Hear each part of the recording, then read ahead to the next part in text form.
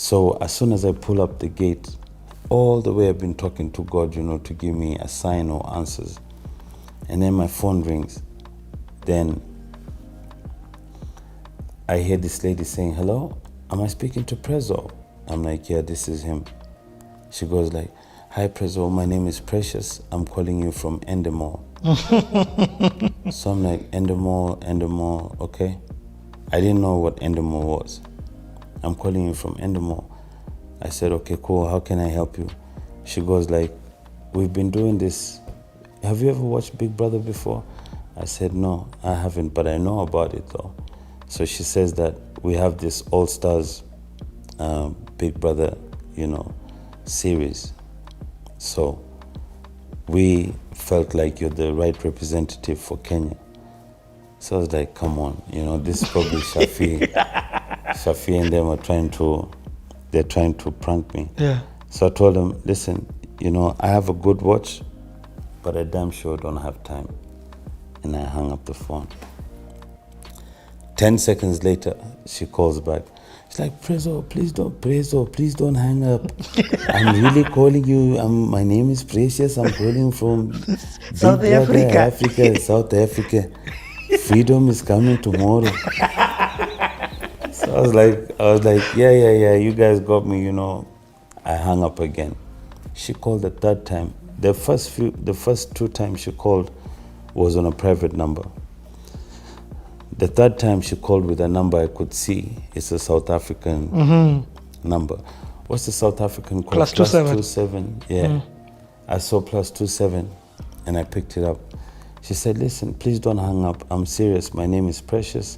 I'm calling you from Endemol. We'd like you to be a part of Big Brother Africa representing Kenya.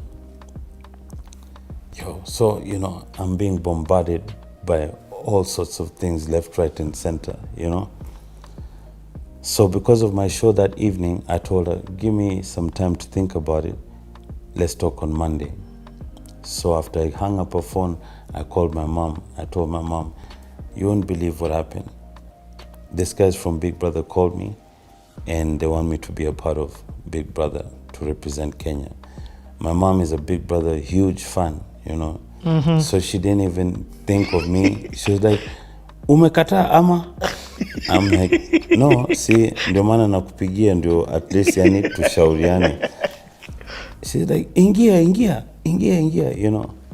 She's like, ingia baba, mimi nitakuombea utakuwa sawa. So I said, let me go to Eldoret, come back. We do the show and then when I'm back, I'll see what's up. So I went to Eldoret with Cannibal. We killed the show, because now, I'm getting out of that depression. And now I'm seeing life from different perspectives. I'm kicking it with Chairman. I'm kicking it with this Endemol people with the weird accent. My mom is supportive, So we killed that show in Eldoret that day. Murdered it, Then the next day... Give them some roses. We gave him some roses, in a summon. So we came back to Nairobi. And then this guy's called now again. They're like, yo, we spoke to you. This is Precious. And it was just one person who was talking to me. This is Precious calling from Endemol. And I said, okay, cool. Whenever I pray, I ask God for opportunities. Now here is an opportunity to win 300,000 USDs.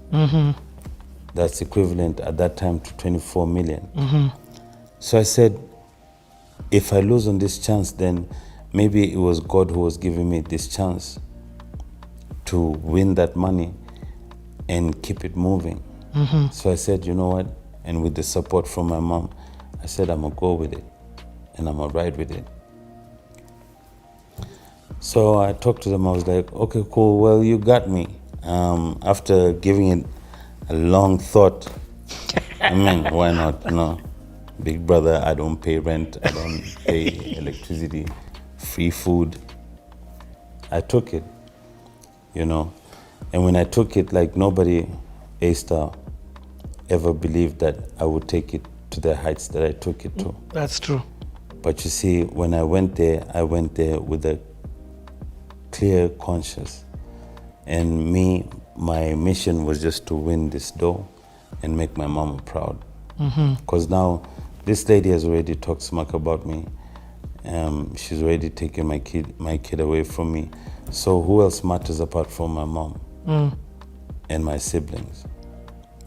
So I said, I'm going there and I'm going for the money. So my mom, before I'd go for this big brother, she used to have this mother and son talk. She'd be like, Baba, unajua hii hata ukitoka usijali kwa sababu unajua ni maisha.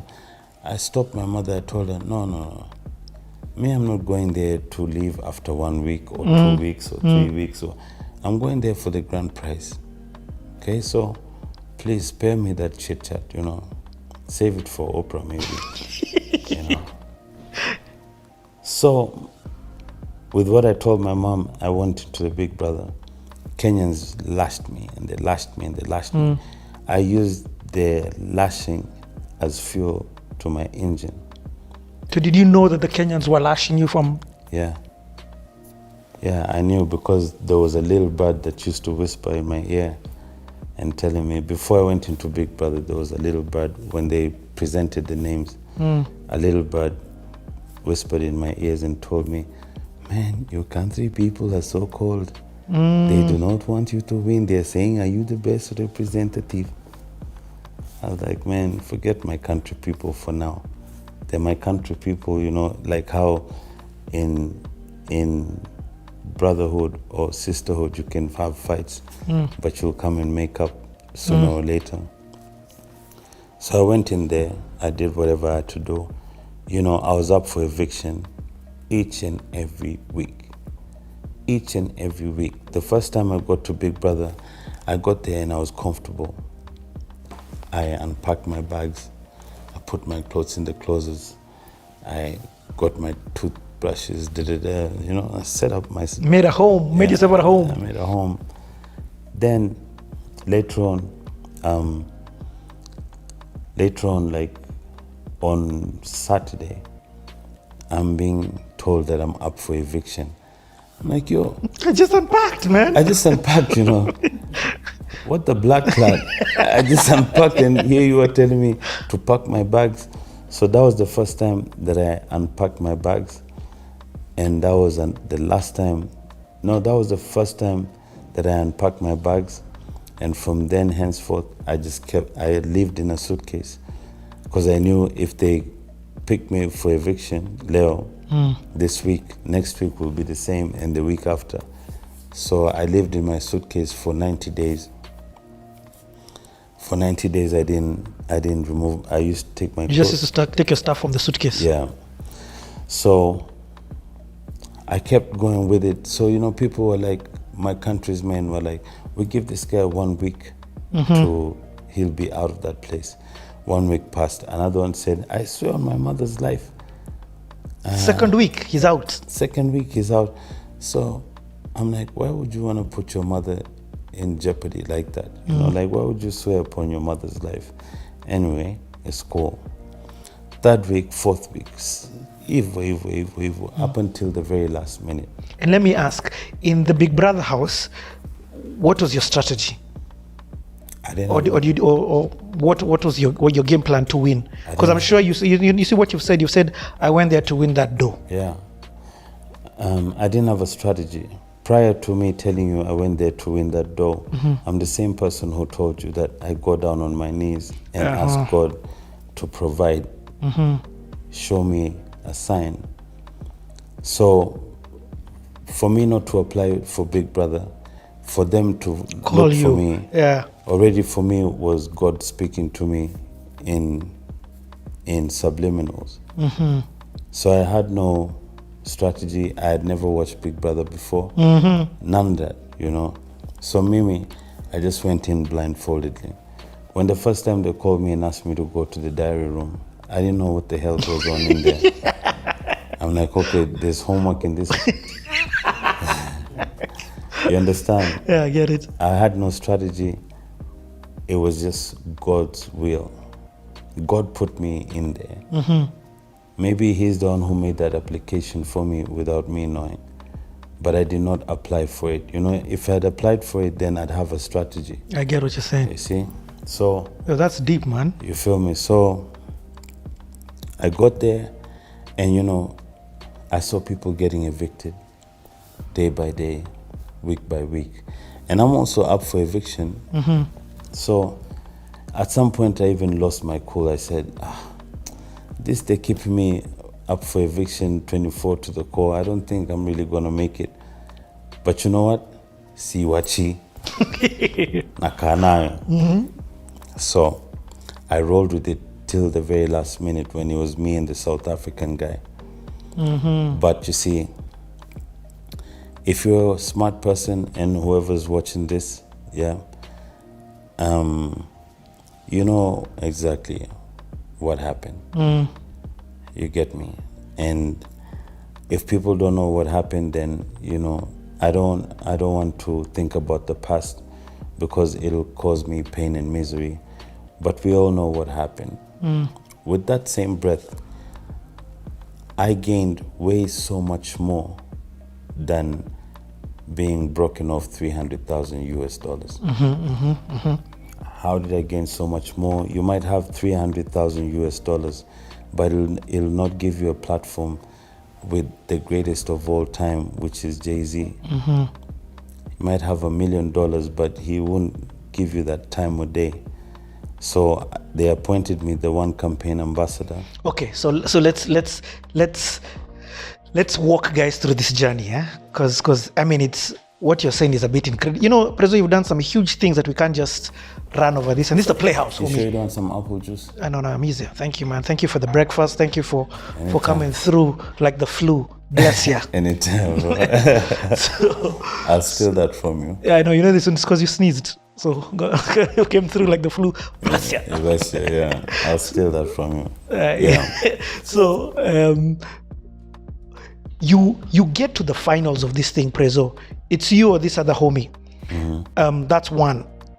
You don't walk out with it, but the same guys who are haters on you, I'm talking about us Kenyans. Yes. And I said us because my name is in that mix, are the same people now who are like, yo man, I love this guy. He's one of us. He represented us well. You did us proud, Prezzo. We love you. Yes. Oh, Prezzo. Je good, but je good. Like, get out of here with that bullshit. Yo, Prezzo, je good, but je Bro. But then, let's be real.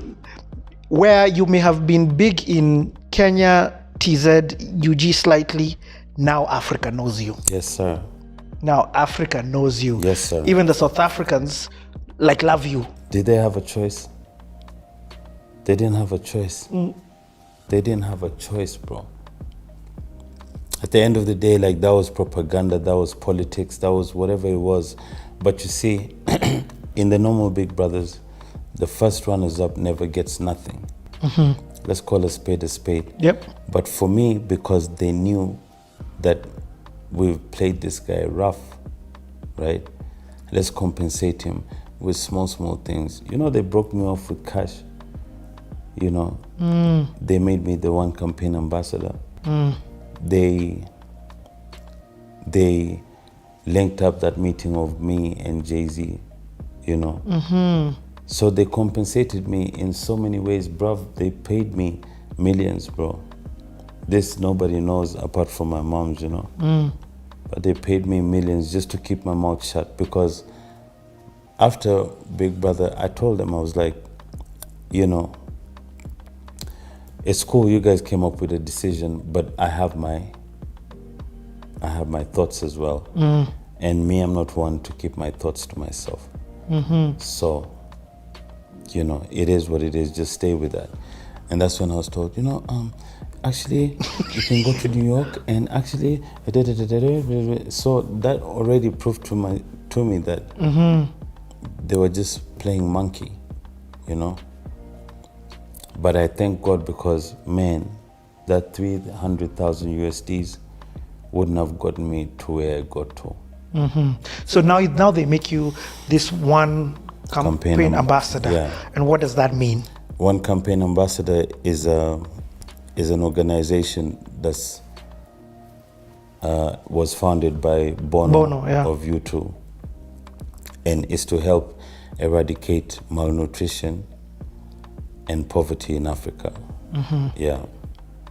So we went to the head office in Washington, D.C., and they asked me my views on what we could do to change the standards of living in Africa and what have you, things like that. Yeah. And so I gave them my 2 cents, you know. I played my part and I kept it moving. And now, again, we can't jump over this story. This story is a story on its own. Yes. Let's talk about you meeting. I mean, today you've shown me like this Moi poster. By the way, who did this? Who did this? Not poster. Who did this amazing painting? Oh, this one? Yeah. It's a brother of mine. It's called Trace. Trace. Yeah, Trace Tattoos. Can I give him a call if you don't mind? Yeah, no biggie. Yeah, let me call him. I love it. Would you like to say something to him? No. You just talk to him, guys. We're listening. Okay. Where's his number? Trace. Let me call him. I'd really like why do you ask about the portrait? Because it's tight. I love how it looks. Thank you. I think it's very well done. Thank you. What you can do today, don't save it for tomorrow, because you never know what tomorrow holds. Tomorrow is never promised. Yo. My brother. What's up, man? Easy, bro. How you doing? I'm good, man. It's been a minute. It has, man. How you holding up, bro? I'm easy, just chilling at home, trying to get some funding. Yeah. Yeah, but I'm just chilling, man. Okay. Yeah. So I'm with a brother of mine. He's called Richard. Yeah? And, he just wanted to big you up for the painting. Okay. The Moi painting. Okay. Yeah, so, I couldn't resist. I had to, pull out my phone and just hit you up and let you know that you appreciate it. Okay, thanks a lot. Sawa, bro. Asante sana, man. One love. I'm going to call you when I'm done with this interview, bro. Okay, peace, man. One love. Okay. Sorry about that. No, that's super tight. I love what you've said. There's no time like the present to say good job or... That's deep. That's a lesson right there. Yeah. Guys, tomorrow is never promised. So there's no time like the present to just tell a guy is appreciated. So he's the one who did this. He's the one who did this, yeah. Amazing. I think. And also, with that note, don't wait for somebody to die to give him flowers, Right, bro, that's why I'm seated here with you right now, capturing your story. Absolutely. You get. So why I brought him up, you also showed us a Jay-Z one that he's done this with you. Yes. So I understand and knowing you, like Jay-Z, when it comes to rappers, it's the number one. Absolute. So now, we've got good rappers, but we don't have a single rapper. I mean, very few rappers in the continent that have ever met Jay-Z. You have. Yes, sir. First of all, you guys have this similar look, by the way. I don't know if it's the nose or something, or the lips. And the swag. Okay, just tell us now about this whole meeting Jay-Z. How did that happen?